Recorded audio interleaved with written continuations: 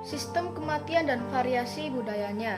Robert Castaldo 2019 menekankan bahwa sejumlah komponen menentukan sistem kematian di budayanya, ditentukan dari orang, tempat atau konteks, waktu, objek, dan simbol.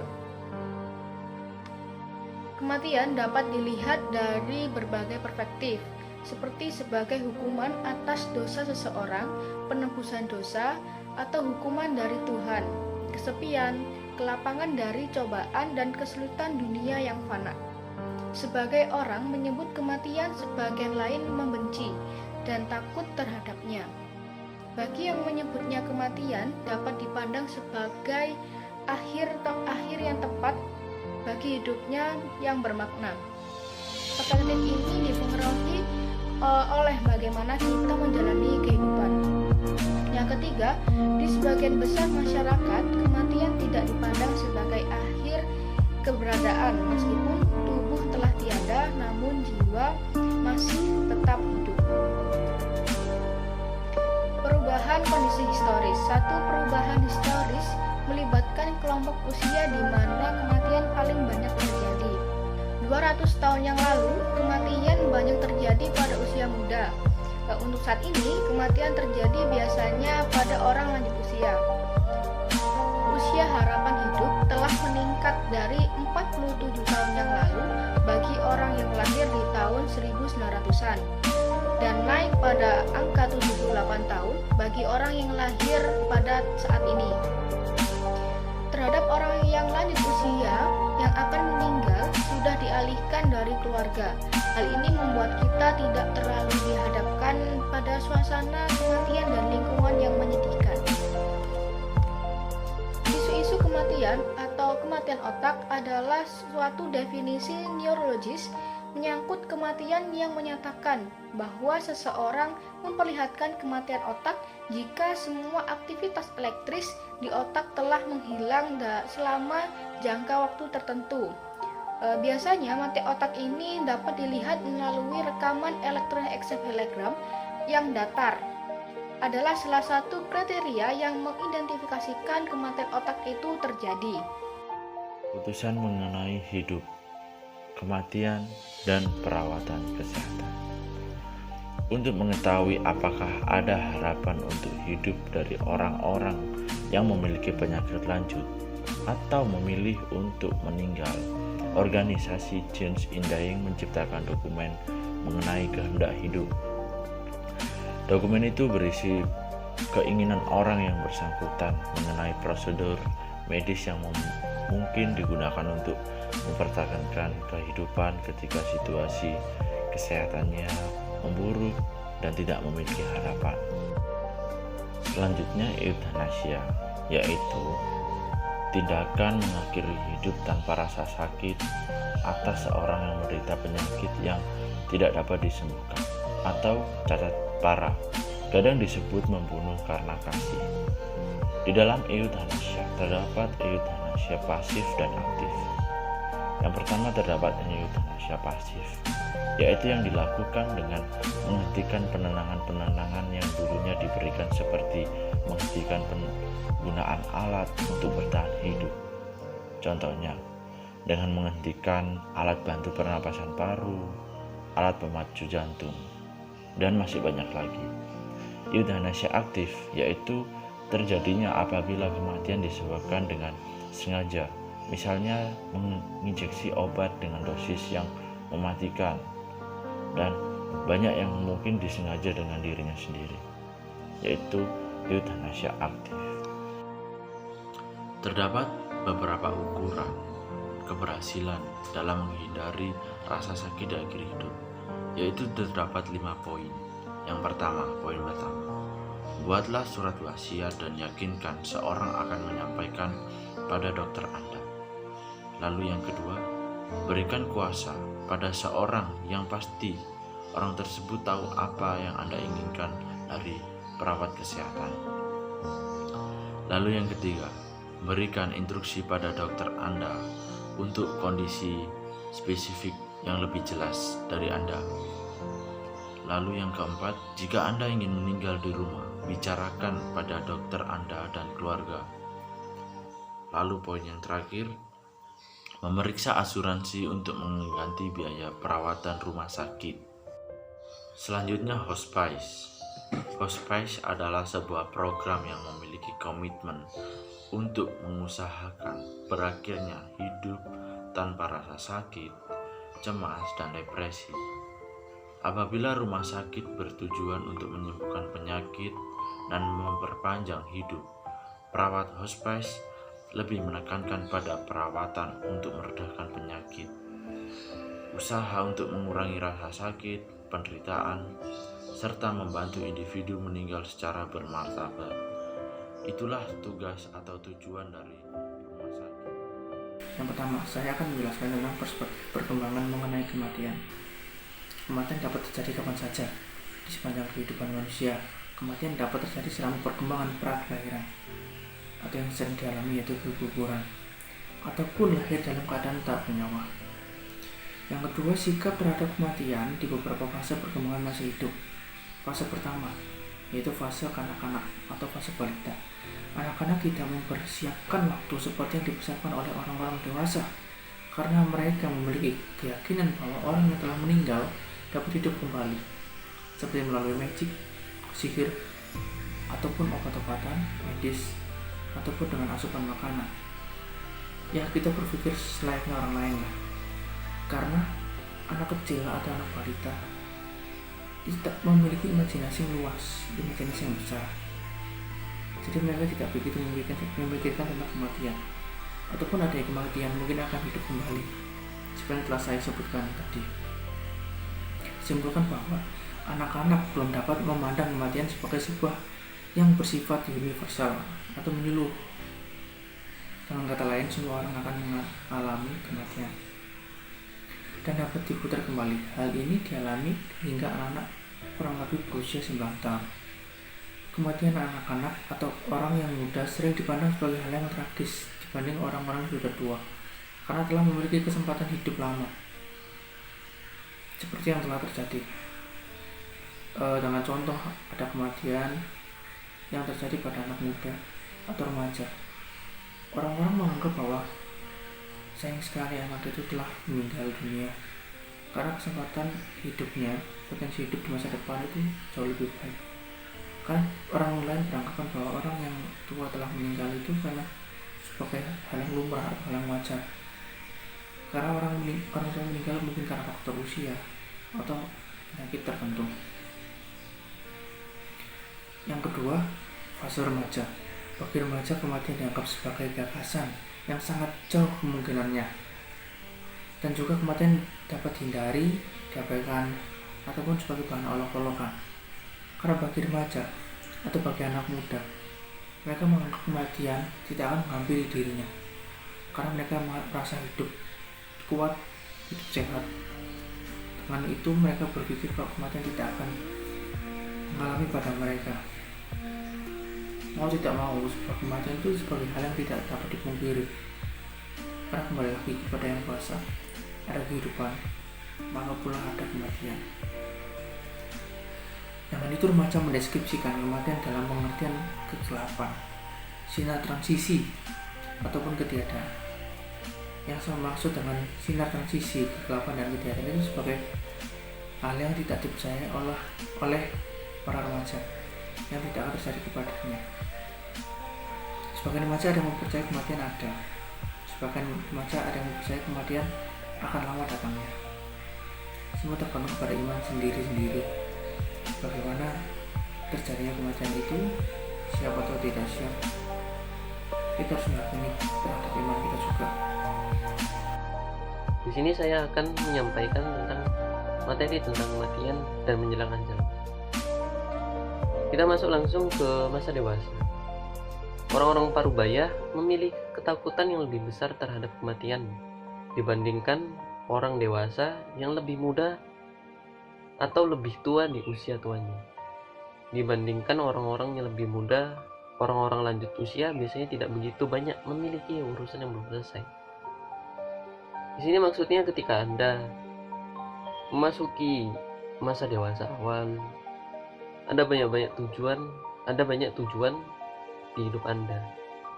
Misalnya Anda akan sukses di karir Anda, mempunyai mobil mewah, rumah mewah, ingin menikah, dan mempunyai anak. Dari sini banyak dewasa awal itu takut akan kematiannya di masa-masa saat itu. Sebaliknya dengan orang-orang yang berada di masa dewasa akhir atau pada saat lansia. Kita lanjut ke menghadapi kematian diri sendiri. Ada 3 poin area perhatian yang selalu muncul. Yang pertama adalah privasi dan otonomi, terutama menyangkut keluarga mereka. Maksudnya di sini adalah ketika seseorang meninggal dengan cara yang tidak diduga-duga. Semisalnya ada seseorang ikut tawuran dan seseorang mati di situ atau meninggal di situ. Keluarga dari korban ini akan menutupi atau merahasiakan penyebab kematiannya tersebut. Misalnya dengan contoh korban adalah mati dengan tabrak lari gitu. Yang poin 2 adalah informasi yang kurang cukup mengenai perubahan fisik dan perawatan medis ketika menjelang ajal. Di sini korban yang memiliki penyakit akut yang sudah ditangani oleh penanganan medis yang diduga umurnya tidak lagi lama. Maksudnya di sini adalah keluarga ini tidak ingin memberitahu kepada korban yang akan meninggal atas penyakit yang dia miliki. Yang ketiga adalah motivasi untuk memperpendek hidup mereka yang diindikasikan oleh semua pasien. Maksudnya di sini adalah pikiran dari seseorang yang memiliki penyakit akut yang misalnya tidak akan tertolong atau tidak akan sembuh dari penyakitnya tersebut. Dia akan putus asa dan merasa dirinya, ya udahlah, saya udah terima kok dengan penyakit saya ini, saya bersedia akan mati kapan saja. Selanjutnya kita akan masuk ke topik selanjutnya. Ada beberapa korteks di mana orang meninggal. Yang pertama, tempat orang meninggal ada yang memilih di rumah sakit dengan teknologi medis yang lengkap. Di sini seseorang yang memiliki penyakit akan berusaha menyembuhkan penyakit yang dideritanya, seperti berobat ke rumah sakit yang ada di dalam negeri sampai ke luar negeri. Tetapi pengobatannya tidak kunjung membuahkan hasil baginya. Jadi apa yang ia perbuat selama ini nggak sia-sia sih. Dia tetap berusaha, tapi takdirnya berkata lain. Mungkin takdirnya ingin menginginkan dia untuk meninggal gitu. Kemudian yang kedua, namun ada juga yang memilih meninggal di rumah. Di sini maksudnya adalah seseorang yang memiliki penyakit tersebut tidak ingin merepotkan anak-anaknya untuk membawa ke rumah sakit untuk mengobati penyakit dirinya. Dia berusaha untuk menyembuhkan penyakit-penyakitnya itu menggunakan obat-obat dengan terapi atau apapun. Kita lanjut ke materi selanjutnya, yaitu tahap-tahap menjelang kematian menurut Kubler-Ross. Yang pertama adalah penolakan dan isolasi, yaitu menyangkal akan meninggal merupakan mekanisme pertahanan diri yang bersifat sementara. Maksudnya di sini adalah keluarga tidak mengira atau tidak menduga-duga seseorang akan meninggal secepat ini atau mungkin selama ini. Dari sini keluarga akan tidak percaya dengan apa yang mereka lihat, atau mereka akan terkesan kaget ketika kehilangan seseorang di sampingnya atau di sekitarnya. Yang kedua adalah perasaan marah. menyangkal munculnya kemarahan, kebencian, kegusaran, dan iri hati. Sasaran kemarahan biasanya dokter, perawat, anggota keluarga, sampai Tuhan. Keluarga terpukul hatinya saat seseorang meninggalkannya dengan alasan yang tidak ada alasannya. Selalu yaitu dia menyalahkan dokter. Kenapa sih kok sampai nggak bisa tertolong orang tua saya? Atau mungkin mereka sendiri akan menyesal, kenapa saya pas itu nggak nurutin perintah ibu atau bapak saya, sampai akhirnya mereka meninggal saat ini. Yang ketiga adalah menawar, berharap kematiannya ditunda, berjanji mendedikasikan hidupnya kepada Tuhan atau melayani orang lain. Di sini maksudnya keluarganya, oke, saya akan berjanji untuk membantu anak yatim, memberi makan mereka, menafkahi mereka, gitu. Tetapi gantinya seseorang ini yang sedang sakit atau yang mempunyai penyakit akut itu sembuh atas segala usaha yang telah saya berikan. Yang keempat, depresi.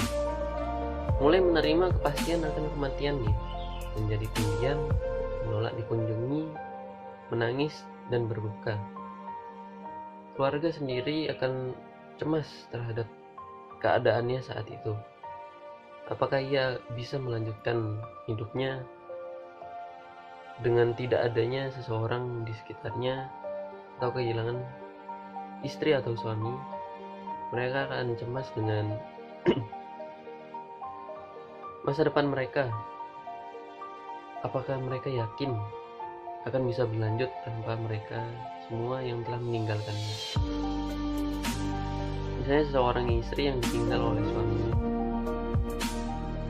Seorang istri pasti akan merasa cemas, kenapa sih kok dia udah secepat ini ninggalin saya? Kenapa belum bisa melihat anak-anaknya sukses dulu?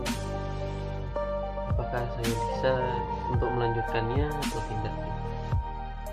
Yang kelima, menerima. Akhir perjuangan menjelang kematian, mengembangkan rasa damai, menerima nasibnya, perasaan dan rasa sakit pada fisiknya mulai hilang. Di sini keluarga sudah mulai move on dari kesedihan yang berlarut-larut atas kehilangan seseorang tersebut. Mereka akan segera membenahi diri, memikirkan bagaimana kelanjutan kita di masa depan nanti.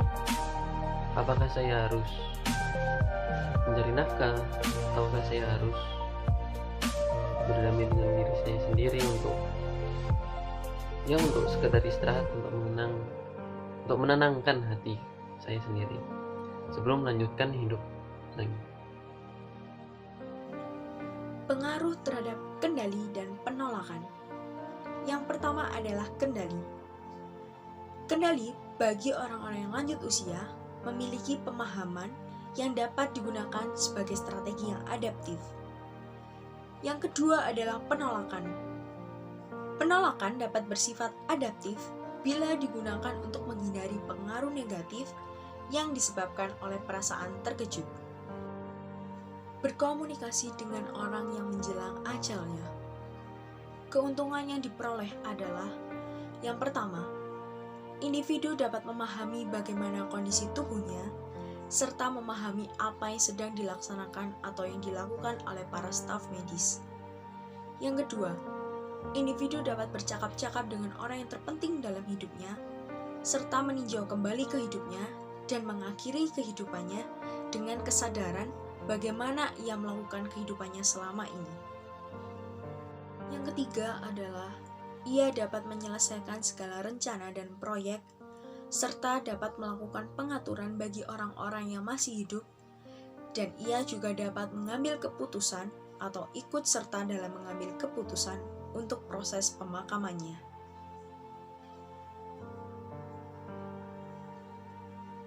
Yang keempat, ia dapat menyesuaikan kehidupannya dengan cara meninggal sesuai keinginannya. Berikutnya adalah duka cita. Duka cita atau grief adalah ketumpulan emosi, ketidakyakinan, kecemasan karena keterpisahan atau separation anxiety, kesedihan, kesepian yang menyertai kehilangan seseorang yang kita cintai. Yang kedua adalah duka cita berkepanjangan atau prolonged grief, merupakan duka cita dengan keputusasaan yang berkepanjangan dan tidak dapat terselesaikan dalam kurun waktu tertentu. Yang kedua adalah duka cita disenfranchise, merupakan duka cita akibat kehilangan seseorang yang kita cintai, yang secara sosial merupakan kehilangan yang tidak dapat didukung atau diungkapkan secara terbuka. Duka cita bersifat multidimensional dan dapat berlangsung selama bertahun-tahun. Proses duka cita terjadi naik turun, bukan tahapan yang teratur dan jelas, melibatkan perubahan emosi yang berlangsung cepat, menghadapi tantangan untuk mempelajari keterampilan baru, mendeteksi kelemahan dan keterbatasan pribadi, menciptakan pola-pola perilaku yang baru, dan membentuk persahabatan dan relasi-relasi yang baru. Model due process merupakan model usaha coping masalah kematian yang terdiri dari dua dimensi utama. Yang pertama, stresor yang berorientasi pada kehilangan, berfokus pada individu yang telah meninggal dan mencakup mengenang kembali secara positif atau negatif. Kedua, stresor yang berorientasi pada pemulihan. Stresor yang tingkat 2 yang timbul secara tidak langsung dari bergabung mencakup perubahan identitas dan menguasai keterampilan-keterampilan. Coping dan jenis kematian. Kematian yang mendadak sebelum waktunya disebabkan oleh kekerasan atau traumatik, cenderung memberikan dampak yang intens selama terhadap individu yang ditinggalkan. Proses coping juga akan terasa sulit bagi mereka. Lalu, variasi budaya dalam duka cita yang sehat. Yang perlu dipahami adalah usaha mengatasi pengalaman kematian dari seseorang yang melibatkan pertumbuhan, fleksibilitas, dan kepatuhan dalam konteks budaya.